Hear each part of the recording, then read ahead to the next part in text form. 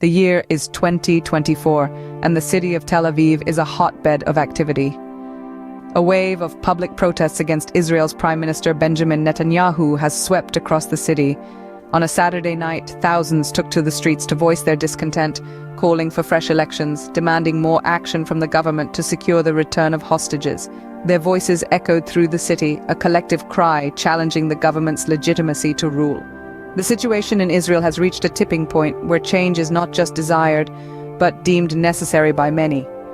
The people are calling for Netanyahu's resignation, with some describing his tenure as disastrous for Israel, both economically and in terms of public safety.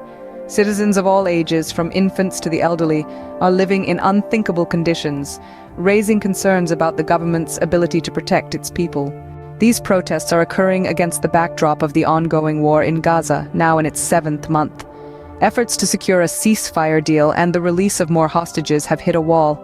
Netanyahu is facing challenges on multiple fronts. His domestic support is weakening, his government allies are pressuring him, and international scrutiny is mounting against Israel's military operations in Gaza, which have claimed over 34,000 lives. Despite the mounting pressure, Netanyahu has pledged to continue Israel's campaign in Gaza until all hostages are returned and Hamas is destroyed. He has repeatedly rejected calls to slow down the onslaught. The recent attack on Israel by Iranian drones has shifted attention away from the conflict in Gaza, but for many relatives of the remaining hostages, there is a growing feeling that time is running out. In summary, Tel Aviv is a city in turmoil. Thousands are taking to the streets in protest against Prime Minister Benjamin Netanyahu, calling for fresh elections and demanding more action to secure the release of hostages. As the war in Gaza continues and international pressure grows, the future of Israel hangs in the balance. The question remains, what will happen next on the streets of Tel Aviv?